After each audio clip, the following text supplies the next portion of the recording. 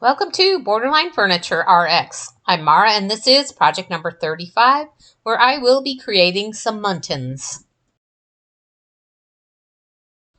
Here is the cabinet that nobody wanted, so I purchased it at my local thrift store for $3.50.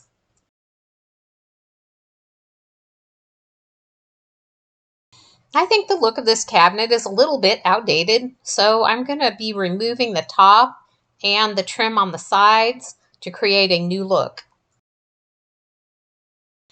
This means about 500 screws and all of the electronics on top are going to have to go. Oh, if it was just as easy as removing 500 screws, but of course it's not, and this cabinet will have to be convinced to come apart. Thankfully, I have a collection of crappy screwdrivers, which I'm going to use to wedge in between the frame and the trim.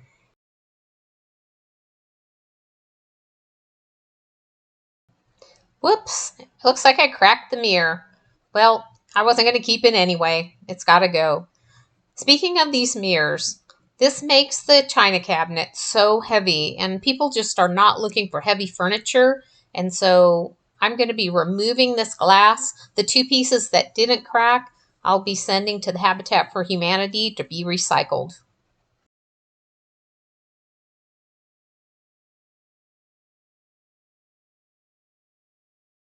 Before moving to the next step, I'm going to have to remove all of these doors. I learned a valuable lesson when painting my kitchen cabinets. You've got to keep the cabinet doors and the associated hinges intact, or you may not be able to properly align the doors again. I've clamped a board to the top of this cabinet in order to provide a straight edge for my saw. I'm using an extra piece of trim to keep my saw level as I cut the top. The top of this cabinet wasn't so bad, but it just wasn't in line with the look I'm going for, so it had to come off. The first step in creating these muntins is to use the miter saw box to cut a notch in the top and bottom of each door. Then, using a chisel, I cleared the space between the two notches. There may possibly be an easier way of doing this using a router, but I just didn't see how that was going to happen, so this is the direction I took and it worked for me. I'm thinking a wood file here would have given me faster results, but all I could find was the metal one. This vertical piece was cut to fit. I wanted to wait until I saw how this vertical piece fit in before I did the horizontal cuts because, to be honest, I've never done this before.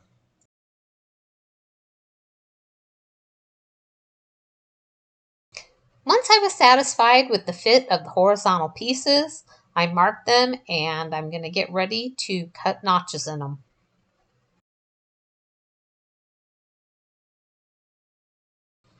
So for people that are afraid of the table saw, this may be a little unnerving to watch. Additionally, I don't have a dado blade, so I'm going to have to make several passes in order to get these notches cut. Since you didn't see a disclaimer at the beginning of this video, safe to say that I made it through with all of my fingers attached.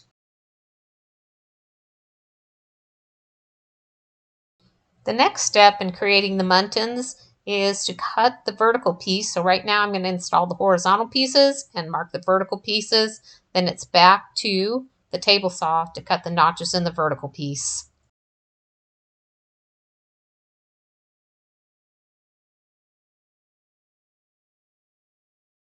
Now once all the pieces were cut and dry fit, it's time for glue. I also want to mention that I installed the glass just to make sure I got the proper fit. And then, of course, I'm using my favorite Titebond glue, and this one is Titebond 2.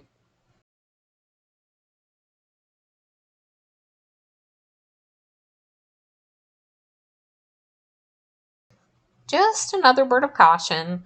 Once you're done gluing all the pieces, go back and thoroughly clean up all the extra glue. It'll be much easier than trying to clean it up after you're done.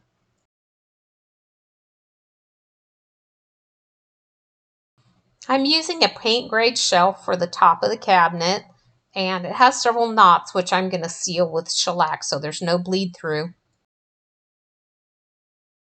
Up to this point, I've probably expended about 2 full days getting this ready. So applying this primer makes me pretty happy. I'm using a mixture of black paint that I had left over. Most of it is Behr paint, but some of it is Dixie Belle paint in the color Caviar. Woo-wee, spraying this was a real pain in the keister. Prior to sealing this, I went ahead and installed all the doors. I wanted to make sure that I got everything installed because sometimes during the installation process, you get scratches that need to be fixed. The top to this cabinet is looking pretty heinous here, but after I get the sealant on, it's much better. Oh, I gotta say, it's a lot easier painting the doors when they're installed on the cabinet. Getting the inside's still a pain, though.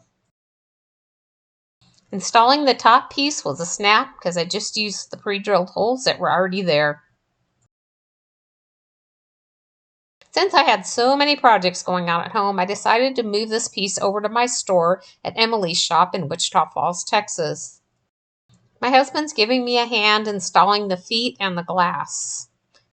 However, during transport, I was cut off and had to slam on my brakes, which caused me to break some of the glass.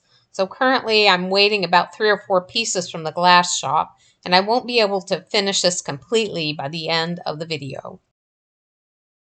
Installing the hardware is the last step before the final reveal. As a reminder, this is where we started. And here's the final reveal. Unfortunately, this is the only photo I have of this cabinet because while I was waiting for glass, this cabinet sold and the new owners took it home immediately. This was definitely a learning lesson for me, but I didn't want you to miss out on the final result. Thank you for joining me on my journey to save borderline furniture from the landfill. And as always, thanks for watching.